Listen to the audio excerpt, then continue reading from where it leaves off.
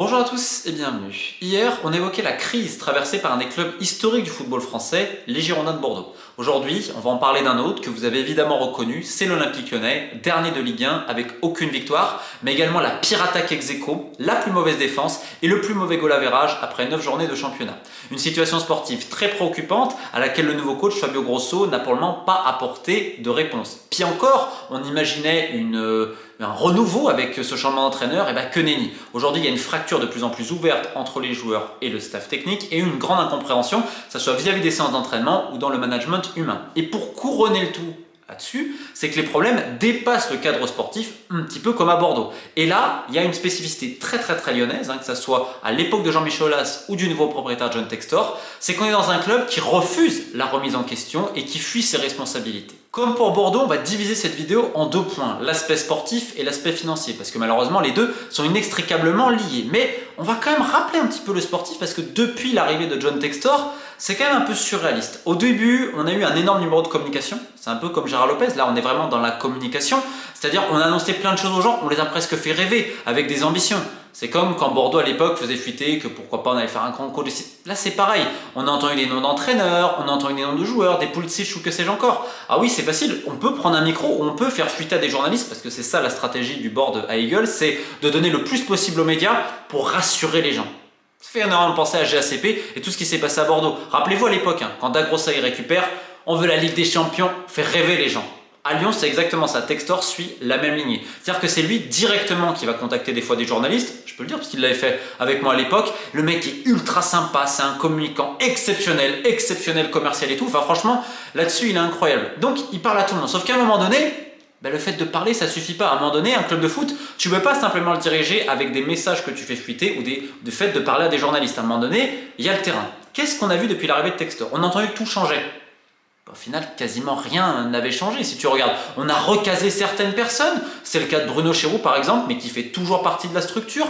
Et là, Vincent Ponceau, c'était prévu depuis quelques temps, va rejoindre les féminines dans un nouveau rôle. Mais au final, qu'est-ce qui a vraiment changé? Alors oui, Ola c'est parti, comme on l'avait expliqué depuis le début, les deux avaient une vision antagoniste, ne pouvaient pas se voir, et c'était pas très compliqué à savoir. C'est que les deux parlaient aux journalistes de leur côté. Et les deux, limite, on va dire, disaient pique-pendre l'un de l'autre à travers des amis interposés. Donc c'était pas très compliqué de savoir que la greffe n'allait pas bien se passer. Sauf que qu'est-ce qu'on a vu sportivement? On a l'arrivée d'un directeur de recrutement, Mathieu Louis-Jean, qui était à Marseille. C'est un ancien joueur de foot. Mais déjà, pourquoi il arrive? Tout simplement parce qu'il est très pote avec Dougie Freedman, qui est l'un des conseillers de John Textor. Et on rappelle que Freedman et Mathieu Louis-Jean ont joué ensemble à l'époque à Nottingham Forest. Alors ok, t'amènes Mathieu Louis-Jean, pas de problème, tu dis que tu veux refaire du sportif et tout. L'idée, c'est évidemment d'amener des jeunes à potentiel pour ensuite, pourquoi pas, les revendre, tu veux faire du trading. Ce qui ne changeait pas forcément en fait auparavant de l'Olympique Lyonnais, même si c'était une stratégie un peu forcée de par la création de toutes ces structures et le stade, ok, on comprend. Sauf qu'en fait, tu as ramené un des responsables de recrutement, tu veux changer des choses, mais John Textor, qui ne met pas de directeur sportif de manière volontaire, s'immerse là-dedans et fait des recrues lui-même, sans avertir parfois d'autres personnes. C'est qu'ainsi qu'on voit O'Brien, alors O'Brien, il était passé par Crystal Palace, il n'a jamais joué, il joue en 4e division anglaise, ou en 2e division belge dans le club de Molenbeek, qui appartient également à Textor, tu l'amènes pour remplacer entre guillemets Loukeba. Maitland-Niles, c'est aussi Textor. Morera, le petit jeune qui arrive en prêt, parce que George Mendes, évidemment, qui a tissé des liens très privilégiés avec John Textor sur la fin du mercato, lié à la vente de Barcola et tout, et qu'est-ce qu'il fait? Il te l'amène, Textor dit ok. Et tu avais évidemment au mercato d'hiver, Jeffinho, qui appartenait à Botafogo, un autre club de Textor. Botafogo qui était un petit peu en difficulté sur certains points financiers, boum, l'OEP, etc. Tout le monde était content qu'il arrive. Donc déjà, depuis l'arrivée de Textor, tu as 4 recrues qu'il a fait. Donc ça sert à quoi de ramener un responsable de recrutement si c'est pour pas tellement l'écouter? Et ça, c'est le premier point. Pourquoi Textor n'est pas de DS? Parce qu'il a envie de le faire, tout simplement. Le mec, un peu, ça l'amuse, il a envie de négocier. Et des fois, dans les négociations, c'était surréaliste. Vous avez vu le transfert de Noamman, on a fait une vidéo spéciale. La FIFA a ouvert une enquête, on verra ce qui va se passer. Encore une fois, c'est encore un numéro de communication. On entend que ce serait les clubs français qui gueulaient. Non, c'est surtout la Belgique qui gueule depuis le début, que ce soit le président de la commission des licences et même la fédération belge qui au début voulait pas trop dire, mais les autres clubs ont quand même mis des pressions. Donc on verra ce qui va se passer à ce sujet-là. Il y a une vidéo spéciale. Néanmoins, 25 millions, ça interroge parce que le club danois est en négociation avec d'autres clubs pour des sommes bien moindres. Sauf qu'en fait, Textor, il arrive et il a fait pareil à la fin du mercato avec Everton pour un joueur finalement qui n'est pas venu. Il a dit, oh, mais c'est pas grave, au pire, je mets une option d'achat, je la mets beaucoup plus chère pour inciter le club à accepter. Mais imaginez dans les négociations, c'est pas forcément très bien senti, notamment dans le milieu du football. Maintenant, si on parle du profil des recrues, là aussi ça interroge. Lyon a quand même fait son succès avec souvent des joueurs assez techniques. On avait des mecs pour la possession, etc. Alors certes, tu avais des joueurs très forts en transition, on peut penser à Toko et Kambi, mais globalement, tu avais des joueurs un peu de ballon pour contrôler, etc. Et tout. Là, tu récupères quoi comme joueur? Tu récupères des joueurs pour jouer la transition à fond et qui sont peut-être pas forcément à l'aise dans les petits espaces ou face à des blocs regroupés. Sauf qu'on remarque quoi, notamment à domicile, les équipes elles ont compris, se mettent bien en défense et elles vont exploiter ensuite les failles défensives de l'Olympique Lyonnais, que ce soit vis-à-vis l'espace entre le milieu et la défense et les faillites individuelles de certains. Donc ce qui fait que les recrues, est-ce qu'elles sont vraiment adaptées? Est-ce que le changement n'a pas été trop rude d'un coup? Et dans le même temps, tu as des incohérences à l'Olympique Lyonnais, mais ça fait depuis très longtemps. Et l'interview qu'a donné Moussa Dembélé résumait un peu tout ça, le fait de « Oh non, c'est pas moi » et le fait d'avoir aucune cohérence. On va donner deux exemples en fait. Vous avez Mohamed El Arouche, un jeune du centre de formation, beaucoup de suiveurs disent ce serait bien qu'il arrive en équipe première, il a fait quelques apparitions assez prometteuses, voilà. Sauf qu'en fait il joue pas plus. Donc il y avait des clubs intéressés pour le récupérer en prêt, je crois qu'il y avait Brest et notamment Le Havre.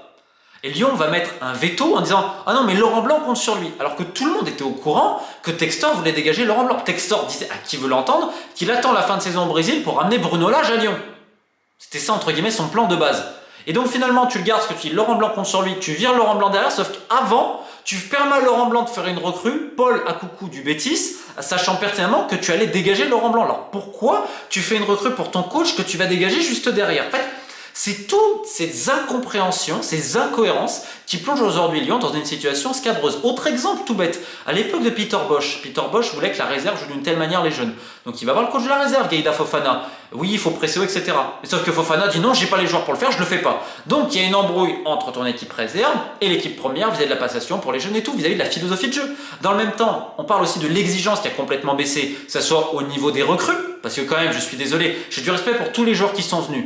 Mais que ça soit dans le profil psychologique, parce que tu n'avais vraiment pas besoin de ça, tu avais besoin un peu de mecs qui sont prêts à y aller, qui répondent, qui bossent, etc. En même temps, tu ramènes plein de jeunes, parfois en post-formation, ce qui peut peut-être aussi gêner ta propre formation, et tu les lances dans le grand bain avec toute la pression. C'est peut-être pas forcément le bon calcul. Et quand je parle de manque d'exigence, regardez la réserve de Lyon. La réserve, elle est descendue en National 3. Alors attention, il y a eu la réforme du foot français, les 5 descentes, etc. Ça peut arriver une mauvaise année, surtout que c'est de plus en plus de jeunes, très jeunes qui jouent. Ok, sauf qu'à l'époque de Lyon, et je ne vais même pas parler du Grand Lyon, même après, c'était inenvisageable. Et surtout que les résultats depuis le début de saison sont catastrophiques. Tu perds face à Chassieux ce week-end. Tu flirtes avec la zone de relégation régionale 1. Tu gagnes le derby de la réserve face à Saint-Etienne parce qu'elle a rouge qui descend globalement. Donc ta réserve, elle est tout sauf rassurante et en fait on remarque que c'est l'ensemble du club d'un niveau sportif qui a perdu en exigence et on va être très clair, aujourd'hui tu as des mecs dans le groupe qui font le classement en disant lui il a le niveau Ligue 1, lui il a le niveau Ligue 2 et ils trouvent qu'il y a beaucoup de joueurs qui ont le niveau Ligue 2 parce qu'en plus tu as un manque de complémentarité. Ajoute à ça un vestiaire qui est complètement mort, les mecs répondent pas et ensuite tu dis ok on va changer de coach parce que Laurent Blanc c'était un peu en dilettante, ce qui est aussi une réalité. Tu arrives avec le nouveau coach et là il y a une incompréhension mais absolue, c'est-à-dire qu'on va être très strict etc. Mais en fait il y a des quiproquos et il y a même des situations où tu te poses des questions sur le management humain. Rendez-vous à 11h30 un matin, Grosso envoie un message dans le groupe WhatsApp etc. Non en fait venez à 9h30 et je tolère aucun retard etc. Sauf que tu avais des mecs, il l'a envoyé le matin mais il n'y avait pas beaucoup d'écart. Sauf que tu as des mecs qui emmènent leurs gamins à l'école et c'est à l'autre bout. Enfin ça a créé on va dire, c'est des petites tensions inutiles comme cela. Ces adjoints qui ne parlent pas un mot de français, il y a des joueurs qui ne comprennent absolument pas les séances d'entraînement. D'autres s'interrogent sur le management de Ryan Cherki. Alors attention, Cherki, on pourrait revenir, on en a parlé depuis très longtemps, l'attitude en effet des fois ça va pas sur plein de choses etc. Mais tu peux pas avoir un tel décalage et la manière dont il s'y prend, est-ce que c'est comme ça que tu vas obtenir le mieux d'un joueur, c'est vrai, qui aimerait partir comme je l'avais dit l'an dernier, quasiment tout le monde veut se barrer parce que tout le monde voit que le navire il est en train de couler. Même le choix du nouveau coach montre les incompréhensions de ce club et le fait que c'est le FC Twitter. À la base, Textor, il veut récupérer Gattuso parce que Jorge Mendes, avec qui il s'est fait pote et dont il est très content à ce niveau-là, et lui conseille et tout. Ok, sauf que ça crée un branlement de combat en interne et également en externe. Et sauf qu'encore une fois, on est dans un projet où, je répète, il faut parler. C'est les caméras, c'est le candidaton. Parce qu'en fait, quand tu fais cette poudre de perlimpinpin, tu arrives plus ou moins à en mettre plein les yeux aux gens. Donc ça va, ils ne voient pas tout le reste. On voit que ça va pas, ou là ça va pas être accepté, qu'est-ce que je fais? Et là on lui propose Grosso, on lui dit ancien joueur, ça va être bien apprécié, ok on le fait. Donc c'est à dire que tu fais pas un coach parce que tu as la conviction, tu fais un coach pour plaire, tu fais un coach en disant ok ça va calmer les gens etc. Donc déjà rien que là-dessus tu fais erreur totale. Parlons à présent de l'extra-sportif qui interroge beaucoup de questions et même les politiques à Lyon. C'est un climat très tendu auquel est confronté John Textor. Alors le premier point, il a surpayé pour acheter Lyon parce qu'à ce prix-là, personne n'en voulait. Évidemment, ça a fait l'affaire des actionnaires. Pathé, donc c'est d'où, et IDG, le groupe chinois en tête. Et Olas qui a suivi, Olas qui a pris l'argent, faut jamais oublier cela. Et Textor, il y a eu des alertes. Beaucoup de gens ont dit à Olas, faites attention, il s'est passé des choses. On rappelle l'académie de foot en Floride, ça part en faillite, etc. Des gens qui n'ont plus de boulot et tout. Pour ça que je suis assez inquiet quand j'entends qu'il dit qu'il veut refaire des académies de football, etc. Vu comment ça s'était passé en Floride, il y a eu d'autres alertes. On a refusé de les écouter. Pourquoi? Parce qu'on voulait à tout prix vendre. Que ça soit la banque qui était mandatée, la banque Reign qui, elle aussi, très forte en communication pour enjoliver les choses. Parce que le but de la banque, c'était que ça se fasse. En plus, ils avaient des intérêts parce que certains ont directement investi dans le projet. Et on avait tous les actionnaires qui voulaient à tout prix vendre au prix le plus fort parce que personne n'allait racheter un club comme l'Olympique Lyonnais à ce prix-là. Oui, tu as des structures, mais tu es dans un club qui financièrement était dans une situation précaire. On l'a répété depuis des années et des années. Et je le répète, fallait pas être un génie pour le savoir. Les dirigeants du club attendaient n'importe quelle offre pour essayer de bazarder des mecs de l'effectif. Quand on est là, tu sais que tu es pris un petit peu à la gorge.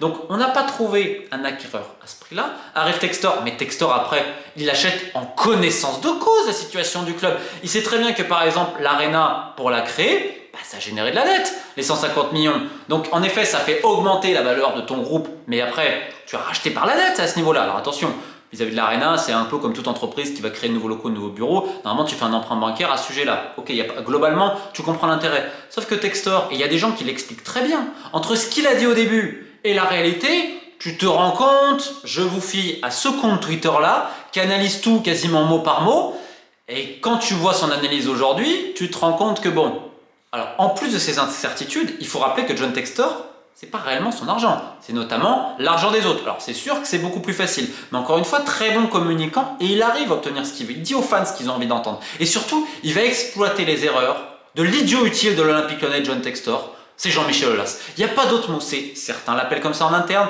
en externe et dans le milieu du foot. En fait, aujourd'hui, Jean-Michel Aulas est devenu la risée de beaucoup de gens dans le foot français. Parce qu'il crée une guerre pas possible à Textor à tous les niveaux. Sauf que Aulas, il a de l'influence sur certaines choses, j'avais expliqué qu'il avait pris une boîte de lobbying contre ça et tout, ok. Mais Aulas, il n'a pas non plus la baguette magique. Ce qui fait qu'aujourd'hui, quand il y a quelque chose qui potentiellement peut entraver l'Olympique Lyonnais, tu sors la carte Jean-Michel Aulas. Bah oui, parce qu'Aulas te donne cette possibilité-là. On se rappelle avec la DNCG. La DNCG voulait que l'argent soit sur le compte OL Group.